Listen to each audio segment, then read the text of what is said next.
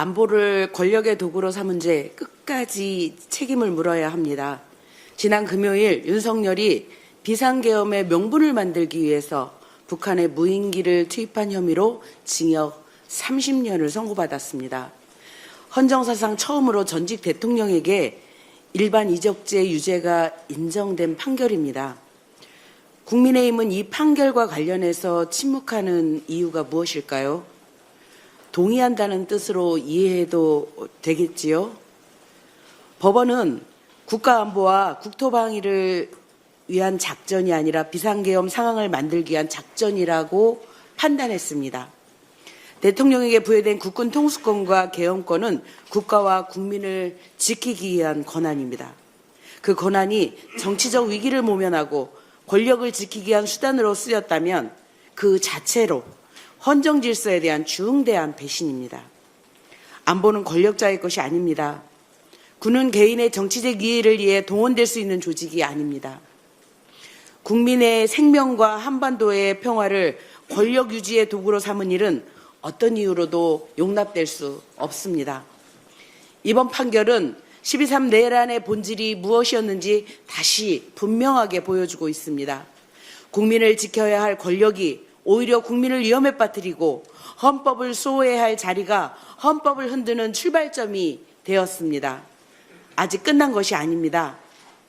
책임은 법정의 한 판결로 끝나지 않습니다.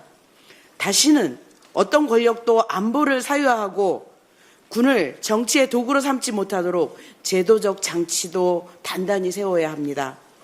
더불어민주당은 헌정 질서를 무너뜨린 책임을 끝까지 묻겠습니다. 국민의 안전과 평화, 대한민국의 민주주의를 지키는 일에 한치의 흔들림도 없이 가겠습니다. 이상입니다. 다음으로 박지원 최고위원의 발언이 있겠습니다. 투표용지 부족 사태로 국민들의 참정권이 침해받았습니다. 올림픽공원 개표소 앞에서 열 하루째 이어지는 봉쇄 시위를 보면서 참담한 마음입니다. 국민들의 분노는 선관위의 부실한 선거 관리에서 비롯된 것입니다. 이 분노를 정치권에서는 정직하게 받아들여야 합니다. 민주당은 입장이 분명합니다. 철저한 진상규명, 선관위의 전면 혁신, 그리고 국민 신뢰 회복입니다.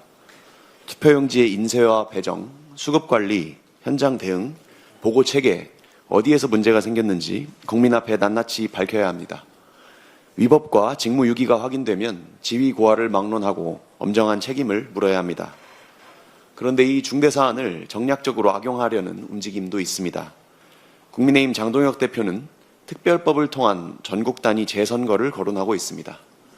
지난 지방선거에서 참패해서 자신이 처한 정치적인 위기를 빠져나가려는 무책임한 주장입니다. 선거에 문제가 있었으면 법이 정한 절차로 다투면 됩니다. 공직선거법은 선거 결과에 영향을 미쳤다고 인정되는 경우에 한해서 선거의 전부 또는 일부 무효를 결정하도록 정하고 있습니다. 개별 선거구의 문제는 소청과 소송을 통해 법원이 판단할 일입니다. 특별법을 만들어서 이미 치러진 선거 전체를 일괄 무효화하고 전국 재선거를 하자는 주장은 헌법적으로도 용납되기 어렵습니다. 우리 헌법 13조 2항은 소급 입법에 의한 참정권 제한을 금지하고 있는데요. 그 참정권에는 국민들의 선거권뿐만 아니라 후보자의 피선거권, 당선인의 공무담임권도 포함되기 때문입니다. 법률가 출신 정치인이라면 누구보다 헌법과 법률이 정한 절차를 존중해야 합니다. 재선거를 해서 결과가 또 마음에 들지 않으면 그때 또다시 어떤 음모론을 들고 나오시렵니까? 국민들께서는 선관위의 부실을 바로잡으라는 것이지 헌법 질서를 흔드는 정치를 보자는 것이 아닙니다. 위헌적인 선동으로 국민 불안을 키우지 마십시오. 위기는 정직하게 대면할 때 극복할 수 있습니다. 민주당은 국정조사와 제도 개혁을 통해서 무너진 선거 행정을 바로 세울 것입니다. 투표용지 수급관리, 현장 대응 매뉴얼, 선관위에 대한 내부 통제와 외부 감시 체계까지 전면적으로 손보겠습니다. 음모론이 아니라 진실을, 정쟁이 아니라 개혁을, 갈등이 아니라 국민 신뢰 회복을 위해 매진하겠습니다. 이상입니다. 끝으로 박규환 최고위원의 발언이 있겠습니다. 제22대 국회의 시간이 이제 절반도 남지 않았습니다. 갈 길은 멀고 할 일은 많은데 정말이지 시간은 짧습니다. 국민의 참정권을 구현하기 위한 헌법적 책무를 제대로 이행하기는커녕 첨단 대한민국, 모범적 민주국가 대한민국이라는 명성을 한순간에 깡그리 망가뜨린 선거관리위원회에 대한 국민적 분노에 국회가 신속하게 응답해야 합니다. 역대급 부실 선거에 대한 원인을 규명하고 책임자를 문책하고 선거관리체계 전반을 개혁함으로써 국민 참정권 실현에 한치의 오차도 허용하지 않도록 다시는 부정선거 운운하는 가짜뉴스가 설 자리를 없애야 할 것입니다. 이재명 대통령의 유럽 선방 외교 성과에 대한 후속 입법 지원도 착수해야 합니다. 반도체 호황과 수출 정대의 온기를 골목 상권과 소상공인 등 국민 모두의 삶으로 확산시키고 시대적 과제인 AI 대전환을 현실로 구현할 수 있도록 민생경제, AI 국가 전략을 입법으로 시급히 뒷받침해야 합니다. 무엇보다 10월 2일 공소청과 중대범죄수사청이 차질 없이 출범할 수 있도록 아울러 검찰권 오남용의 흑역사를 다시는 되풀이하지 말아야 한다는 국민의 의지를 반영하여 한시라도 빨리 수사권 문제를 매듭지어야 합니다. 수사와 기소의 분리라는 원칙이 확고하게 구현될 수 있도록 다시는 수사를 빌미로 검사들이 정치에 개입하거나 인권을 유린하지 못하도록 더 이상 이재명 대통령 같은 억울한 피해자가 나오지 않도록 공소청이 어떠한 명목의 수사권도 가지지 않는 순수 기소기관으로 자리 잡도록 형사소송법 개정 작업도 마무리해야 합니다. 이런 일들을 완수하려면 이재명 대통령께서도 말씀하셨듯이 우리 집권여당 민주당의 열정이 우리 진영이 아니라 국민 전체를 향해야 합니다. 대의에 대한 열정이 아니라 사익이 앞서면 곤란합니다. 결과는 나 몰라라 하며 대결과 배제, 편가르기에 몰두하는 일도 없어야 합니다. 국민이 부여한 막중한 지위와 권한에 대한 책임의식, 책임윤리가 그 어느 때보다도 요구되는 시점입니다. 당은 당의 일에, 내각은 내각이 할 일에 충실해야 합니다. 대통령께서는 국익을 위해 전쟁 같은 국제 외교 무대에서 죽을 힘을 다해 일하고 계십니다. 국무총리를 필두로 모든 국무위원과 공직자들은 복무기강을 바로 세우고 각자의 소임에서 한치의 흐트러짐도 있어서는 안 될 것입니다. 우리 당 소속 국회의원 당직자들 또한 당원의 주권 의지를 관철하고 대통령과 정부를 제대로 뒷받침하기 위해 당 대표를 중심으로 합심 단결하여 일해 주실 것을 간곡히 요청합니다. 지금 당장 우리의 손에, 우리 민주당의 손에 이 나라의 운명과 5,200만 국민의 삶이 달려 있습니다.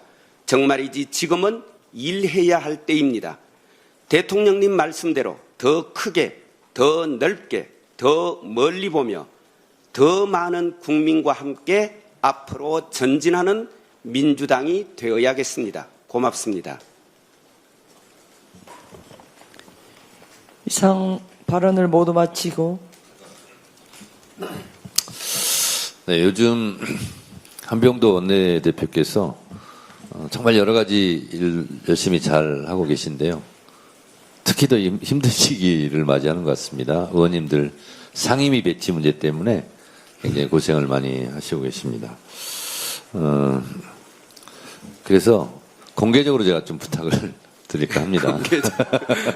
제 상임위는 아니고요. 아무래도 초선 같은 경우는 자기의 전문적인 영역을 가지고 이제 국회에 진출하지 않습니까? 그래서 첫 상임위가 굉장히 중요합니다. 그래서 될 수 있으면 초선이 먼저다라는 생각으로 초선들이 원하는 상임위를 우선 배려를 하셔서 배치를 하고 다선은 좀 양보하는 그런 전통을 좀 세워주십사 부탁드립니다. 참고로 제가 21대 국회, 22대 국회 이제 이번에 7년째인데요. 저는 상임위가 이번에 7번째입니다. 1년에 한 번씩 바꿨습니다. 제가 바꾸고 싶어서 바꾼 게 아니라 당에서 원내에서 여기 가십시오 그러면 갔습니다. 그리고 군소리 없이 갔습니다. 그래서 제가 앉아서 생각해 보니까 21대 첫 해부터요 갔던 데가 1년 차에 교육위, 문체위, 과방위, 산자위, 법사위, 국방위 그리고 이번에 또 어디로 보낼지 모르겠습니다. 저는 그냥 가라는 대로 가겠습니다. 그리고 특히 이번에 재보궐선거로 새로 입성한 우리 박지원 의원 등을 비롯한 분들께서는 아마 지역에서 요구사항이 있습니다.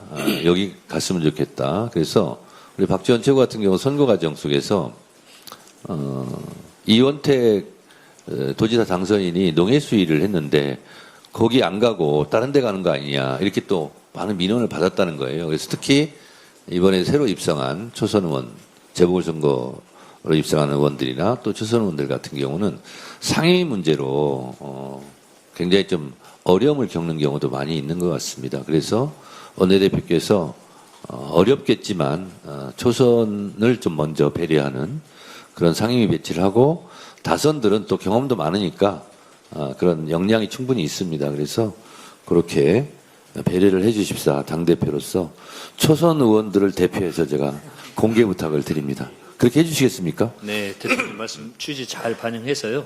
네, 그렇게 하도록 하겠습니다. 네, 고맙습니다.